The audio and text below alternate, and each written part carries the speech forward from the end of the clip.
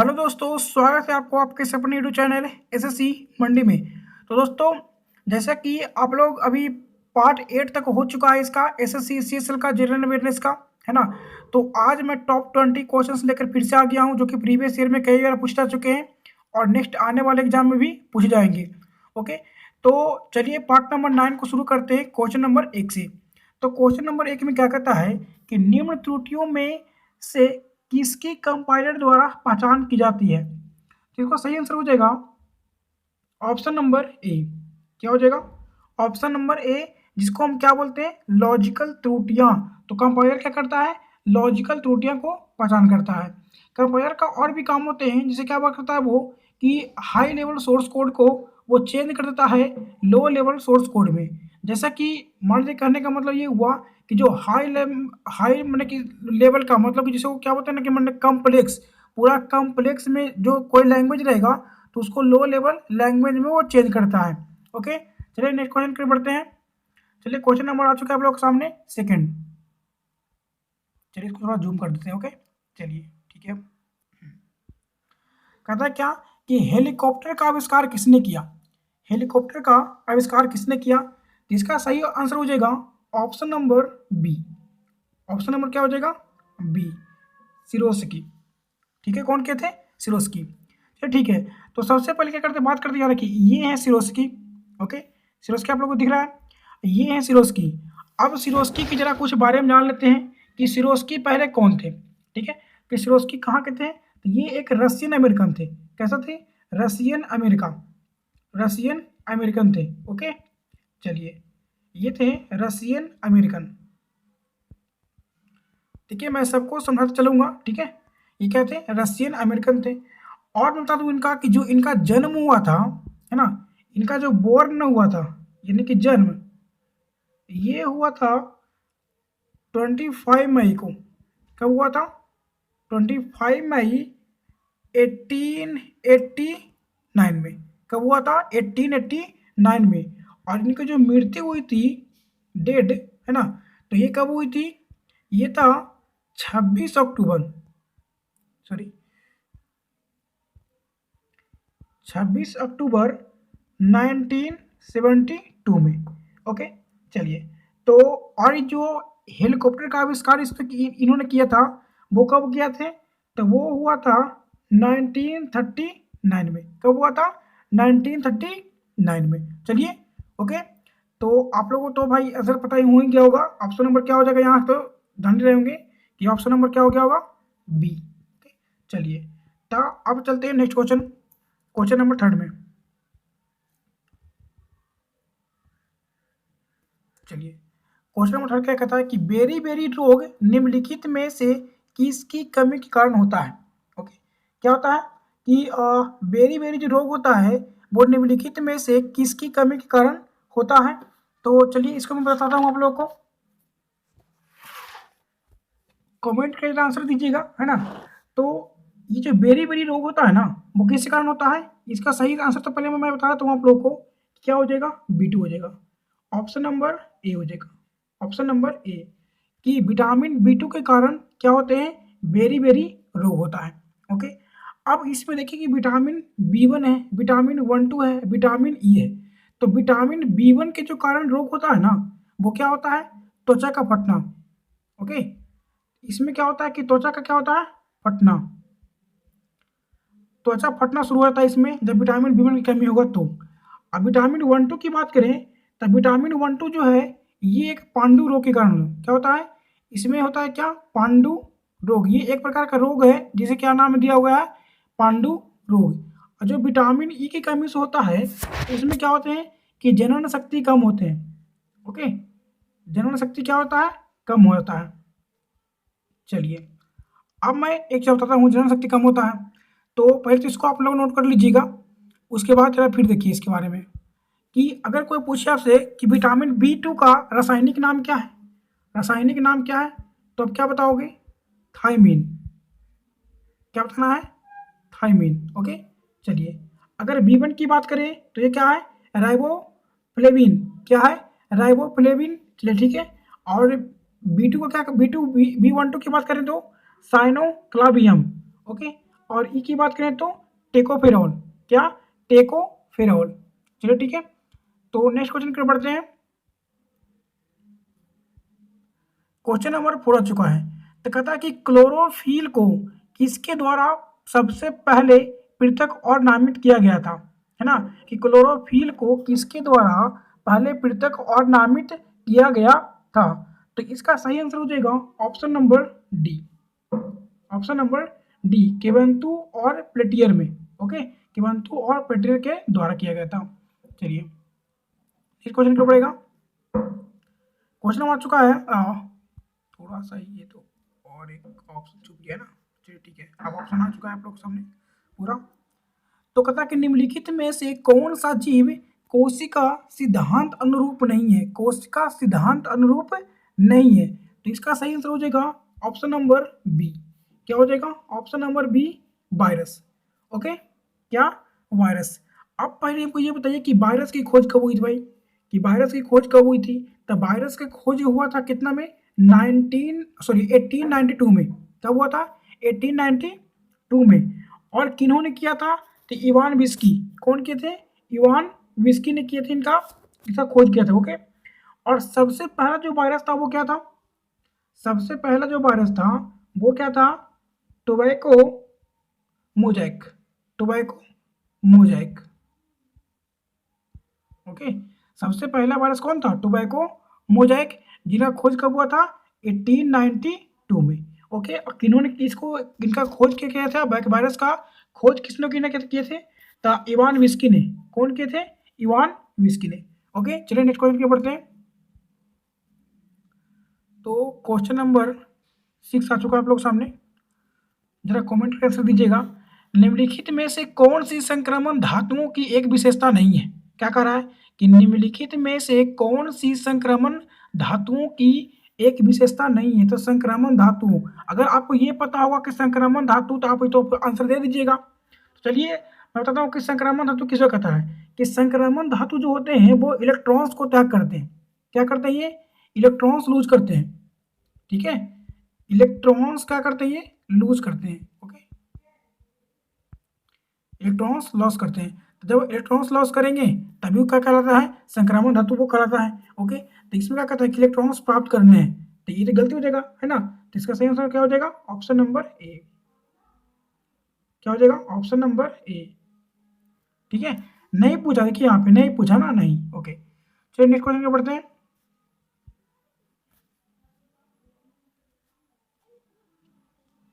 चलिए 7 क्वेश्चन आ चुका है कि एथिलीन एक कैसा अणु है।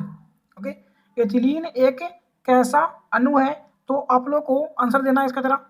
तो मैं बता दूं कि एथिलीन कैसा अणु है, जल्दी बताइए हमें। ये है अध्रुवीय। क्या है, इसका सही आंसर हो जाएगा ऑप्शन नंबर डी, अध्रुवीय। क्या हो जाएगा, अध्रुवीय। चलिए, तो अब थोड़ा सा एथिलीन के बारे में जरा बात कर लेते हैं कि एथिलीन कैसे है भाई। तो एथिलीन का जो अणुसूत्र है ना, वो क्या है अणुसूत्र इसका, C2H4, C2H4, या फिर आप यूँ कह सकते हो कि H2C double bond CH2।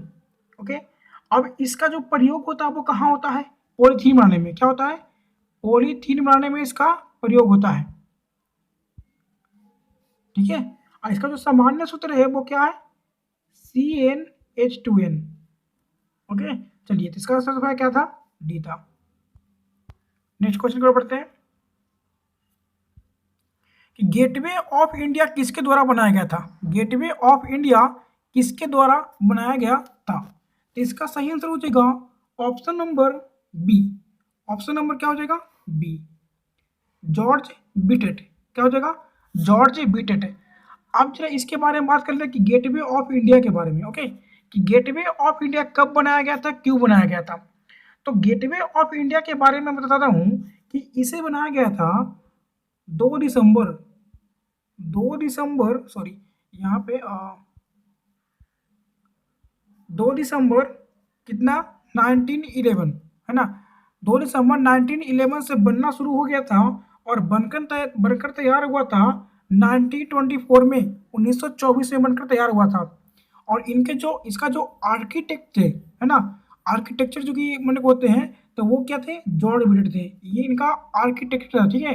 Gateway of India के आर्किटेक्ट थे कौन, जॉर्ज विटेट। और क्यों बनाया गया था, तो देखिए 2 दिसंबर 1911 ईस्वी को राजा जॉर्ज, एक कोई राजा थे, ठीक है, राजा जॉर्ज आए थे, राजा जॉर्ज और राजा जॉर्ज पंचम, क्या नाम था उनका, राजा जॉर्ज पंचम और रानी मैरी। कौन सा रानी आई थी, मैरी, है ना, और रानी मैरी। तो उन्हीं के आगमन में यानी कि स्वागत में समझिए, कह लीजिए उनका स्वागत में मैंने कि बनाया गया था, ठीक है। चलिए नेक्स्ट क्वेश्चन क्यों पढ़ते हैं। अब क्या है, पाब्लो पिकासो कहाँ से थे, तो पाब्लो पिकासो कहाँ के थे, तो पाब्लो पिकासो देखिए पहले ये तो पाब्लो पिकासो है, ओके। अब पाब्लो पिकासो कहाँ के थे, तो ये तो थे स्पेन का, कहाँ के थे, ऑप्शन नंबर ए हो जाएगा स्पेन का। और अगर बात कर लें पाब्लो पिकासो के बारे में कुछ, तो पाब्लो पिकासो का जो बोर्न हुआ था यानी कि जन्म हुआ था, कब हुआ था, 25 अक्टूबर को, ठीक है, 25 अक्टूबर को, और 1881 में, ओके। और इनकी डेट हुई थी 8 अप्रैल को, कब हुआ था, 8 अप्रैल को, 8 अप्रैल 1973 में। और ये एक महान चित्रकार थे, क्या थे, महान चित्रकार थे। चलिए नेक्स्ट क्वेश्चन क्यों पढ़ते हैं।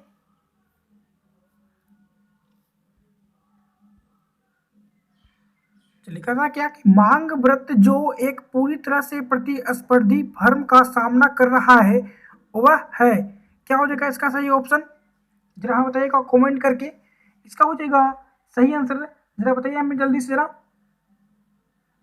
इसका हो जाएगा ऑप्शन नंबर डी, क्या हो जाएगा, ऑप्शन नंबर डी, पूरी तरह से लोचदार, पूरी तरह से लोचदार।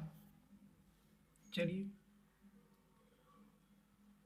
अब कहता है कि नाहरहोल राष्ट्रीय उद्यान किसके बायोस्फीयर रिजर्व का हिस्सा है, तो इसका हो सही आंसर हो जाएगा नीलगिरी, नीलगिरी बायोस्फीयर, ठीक है, नीलगिरी बायोस्फीयर। तो चलिए इसके बारे में कुछ बात कर लेते जरा, कि नीलगिरी बायोस्फीयर 3 राज्यों में फैला हुआ है, क्या है, कि नीलगिरी बायोस्फीयर है जो कहाँ कहाँ फैला हुआ है, 3 राज्यों में फैला हुआ है। अब वो भी कौन कौन, तो तमिलनाडु, ओके, तमिलनाडु, कर्नाटक और केरल, तमिलनाडु, कर्नाटक और केरल में फैला हुआ है, जिसका पूरा क्षेत्रफल कितना है, 5520 किलोमीटर स्क्वायर। पूरा क्षेत्रफल कितना है, 5520 किलोमीटर, जो कि 3 स्टेट में फैला हुआ है। वो कौन कौन स्टेट हैं, तो तमिलनाडु, कर्नाटक और केरल, ओके।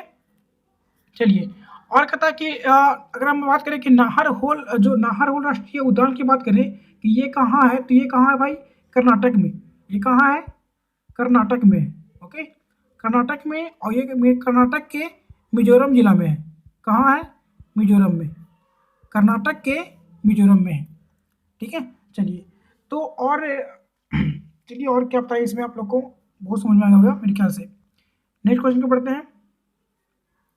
कहता कि भारत की फिल्म और टेलीविजन संस्था कहाँ स्थित है, भारत की फिल्म और टेलीविजन संस्था कहाँ है, जिसका सही आंसर हो जाएगा पुणे में, क्या हो जाएगा, पुणे में, ऑप्शन नंबर डी। चलिए नेक्स्ट क्वेश्चन को पढ़ते हैं। पृथ्वी का औसत तापमान क्या है, पृथ्वी का औसत तापमान क्या है, तो इसका सही ऑप्शन हो जाएगा option number B, 16 degree Celsius, okay, 16 degree Celsius. Next question कि 14 क्या कहता है कि बहादुर शाह प्रथम का जन्म किस वर्ष में हुआ था, तो इसका सही आंसर हो जाएगा ऑप्शन नंबर बी, क्या हो जाएगा, ऑप्शन नंबर बी 16, ओ सॉरी यहाँ पे 1673 नहीं होगा, ये हो जाएगा 1643, ठीक है, 1643 में। अब जरा इसके बारे में बात कर लेते हैं कि बहादुर शाह प्रथम कौन था भाई, तो बहादुर शाह प्रथम, तो पहले ये देखिए कि ये है बहादुर शाह प्रथम, ओके। और जो ये था कौन, तो ये तो भाई मुगल का था, है ना, मुगल सल्तनत से मैंने कि जो चल रहा आ रहा था ना, तो मुगल का ही अंपायर था ये। तो ये जो मुगल का 7वां, ठीक है, मुगल का 7वां शासक था ये,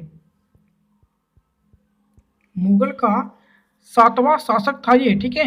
और इसके पिता का नाम क्या था, तो औरंगजेब, जो बहादुर शाह प्रथम था ना, उसके पिता का नाम क्या था, औरंगजेब था। और उसकी माँ का नाम था नवाब बाई। क्या था? नवाब बाई। और इसका जो जन्म हुआ था वो हुआ था 16 अक्टूबर को, 16 अक्टूबर 1643 को हुआ था। ओके। और इसका जो मृत्यु हुआ वो मृत्यु हुआ था, कब हुआ था बताता हूँ आप लोगों को कि 17 फरवरी।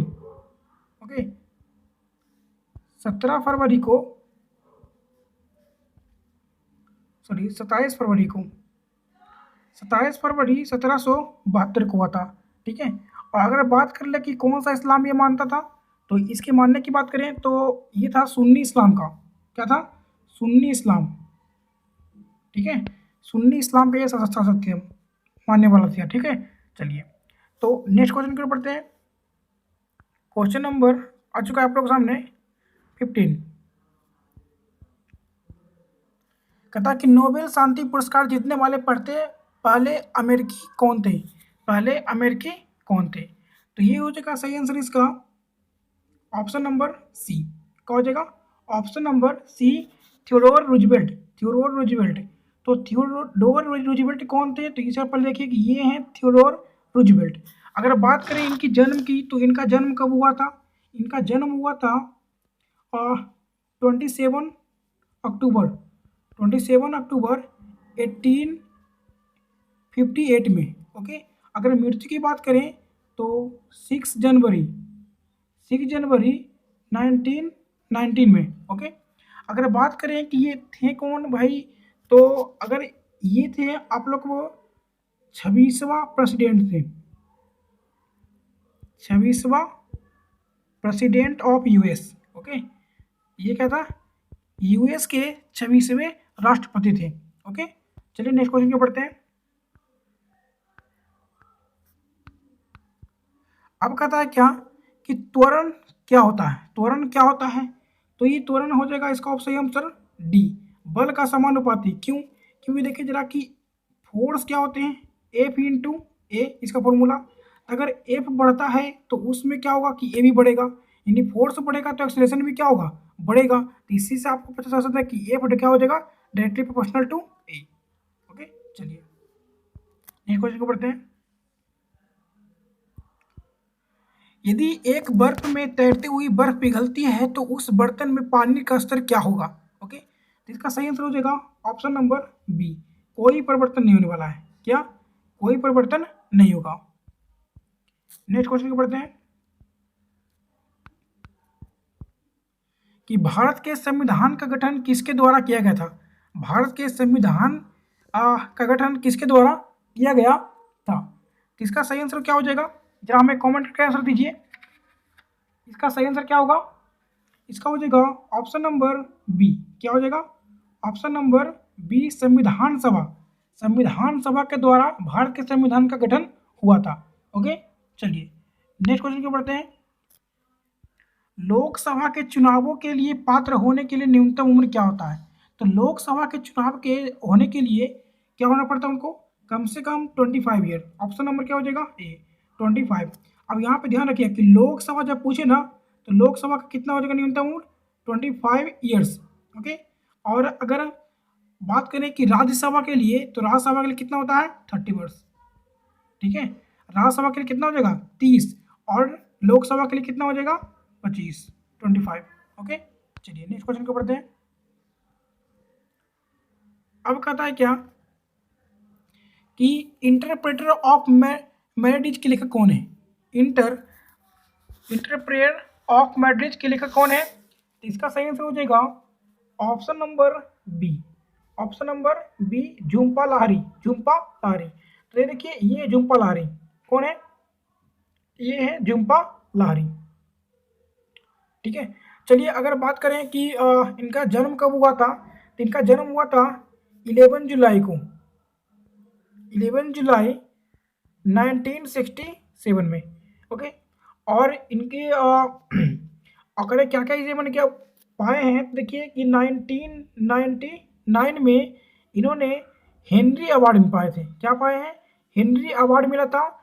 और 2000 में इन्हें पुलित्जर पुरस्कार मिला है। क्या मिला है? Pulitzer prize. और ये पैसे से कहाँ के थे? ये अमेरिकन थे। कहाँ के हैं? अमेरिकन है। और 2000 जो बात करें कि पुलित्जर पुरस्कार, तो थोड़ा सा पुलित्जर पुरस्कार के बारे में मैं बताता हूँ आप लोगों को कि पुलित्जर पुरस्कार क्या होता है। तो पुलित्जर पुरस्कार जो होता है वो अमेरिका का कोलंबिया यूनिवर्सिटी द्वारा दिया जाता है। कहाँ? अमेरिका के कोलंबिया यूनिवर्सिटी के द्वारा दिया जाता है, जो कि लेखन में दिया जाता है। ठीक है, लेखन में। चलिए, तो हम लोग 20 क्वेश्चन कर चुके हैं। अच्छी तरह से मैं समझा भी दिया हूँ। ओके, अब आप लोग को कमेंट करके आंसर देने की बारी है कि बताना आप लोग को कि टेस्ट क्रिकेट में तिहरा तक जाने वाले प्रथम भारतीय कौन है। ओके, कि टेस्ट क्रिकेट में यहाँ पे देखिएगा कि टेस्ट क्रिकेट में तिहरा तक क्या कहते हैं, तिहरा तक लगाए हैं वो कौन लगाए हैं, इसको कमेंट करके आप लोग को आंसर देना है। ओके, अब देखिए कि यहाँ पे 20 क्वेश्चन मैं करवा दिया हूँ, टॉप 20 क्वेश्चन। ठीक है, आप लोग का पार्ट नंबर 9 आ चुका है, अभी पिछला 8 पार्ट आ चुका है। ओके, तो उसको जाकर देख लीजिए, है ना। अब हम लोग को मिलेंगे 10 पार्ट में, और बीएड का भी चल रहा है। ठीक है, बीएड का चल रहा है, प्लेलिस्ट में जाकर देख लीजिएगा।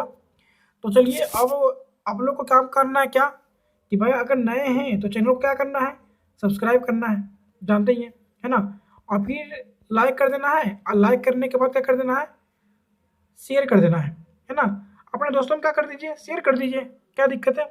तो अब नेक्स्ट सेशन में मिलते हैं, तब तक के लिए धन्यवाद, शुक्रिया, जय हिंद, जय भारत।